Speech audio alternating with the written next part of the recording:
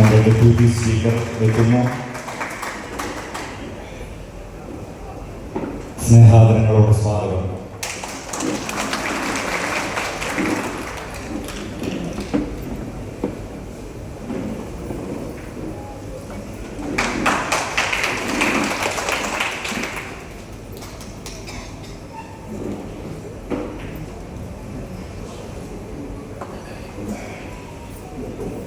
കേന്ദ്രം ആയിരിക്കണം, അവിടെ മറ്റൊന്നും ഉണ്ടാകരുത്, ഏറ്റവും പ്രഗത്ഭരായവർ അത് നയിക്കണം എന്നൊക്കെയുള്ള സ്വപ്നത്തിൽ നിന്ന് നമ്മുടെ സർവകലാശാലകൾ താഴേക്ക് പോയെങ്കിൽ അതിനെ തിരിച്ചു പിടിക്കുവാനുള്ള നിയോഗമാണ് ശ്രീ റോജിക്കുള്ളത് എന്ന ഓർമ്മപ്പെടുത്തലാണ് ഈ സമൂഹത്തിന് പറയാനുള്ളത്. രണ്ടാമത്തെ കാര്യം, ലോകത്തിലെ ഏറ്റവും മികച്ച യൂണിവേഴ്സിറ്റി ഓഫ് എക്കണോമിക്സ് അത് ഹാർവാർഡ് യൂണിവേഴ്സിറ്റിയാണ്. അതിനുശേഷമാണ് ലണ്ടൻ സ്കൂൾ ഓഫ് എക്കണോമിക്സ് ഒക്കെ ഉള്ളത്. നമ്മുടെ ഇന്ത്യയിലാണെങ്കിൽ ഡൽഹി യൂണിവേഴ്സിറ്റി ഓഫ് എക്കണോമിക്സ് ഉണ്ട്, കൽക്കട്ടയിൽ ഇന്ദിരാഗാന്ധി സ്കൂൾ ഓഫ് എക്കണോമിക്സ് ഉണ്ട്. അത്തരം മാതൃകയിൽ കേരളത്തിൽ ഒരു കേരള സ്കൂൾ ഓഫ് ഇക്കണോമിക്സ് സ്ഥാപിക്കപ്പെടണമെന്ന് സ്വപ്നം കാണുന്നു. നമ്മുടെ കുഞ്ഞുങ്ങൾ വിദേശങ്ങളിലേക്ക് ചേക്കേറുന്നു പഠിക്കാനെന്ന് പറയുമ്പോൾ അവർക്ക് പഠിക്കാൻ കഴിയുന്ന ക്വാളിറ്റിയുള്ള ഇടങ്ങൾ ഉണ്ടാക്കി കൊടുക്കേണ്ടത് നമ്മുടെ ആവശ്യമാണ്. ഒരു കേരള സ്കൂൾ ഓഫ് ഇക്കണോമിക്സ്, അതിൻ്റെ മറ്റു കാര്യങ്ങളെല്ലാം സ്വപ്നം കാണാൻ റോജിക്കാവട്ടെ എന്നൊരാശംസ.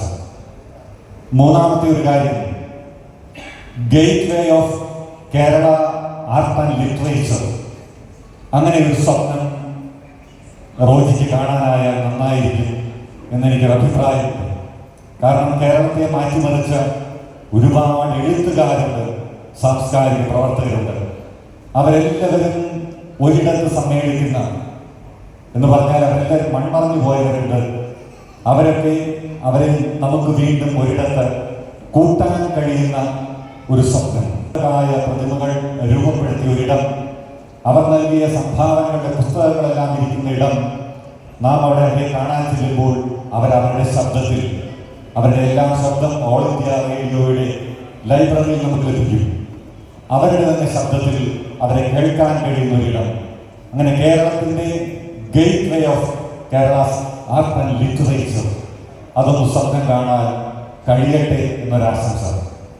മറ്റൊന്ന്, ഇതൊന്നും സാധ്യതമായില്ലെങ്കിലും നമ്മുടെ സർവകലാശാലകളിൽ സമയത്ത് പരീക്ഷയും സമയത്ത് റിസൾട്ടും നൽകുന്ന ഒരു നടപടിയെങ്കിലും ഉണ്ടാകണം.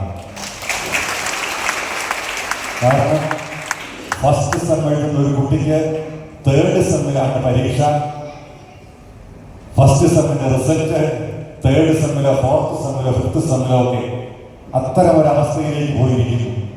ഇവിടെയെല്ലാം ജോലി ചെയ്യുന്നവർക്ക് ഉന്നതമായ ശമ്പളം നൽകുന്നത് ഇതെല്ലാം സമയത്ത് നടത്താനാണ്.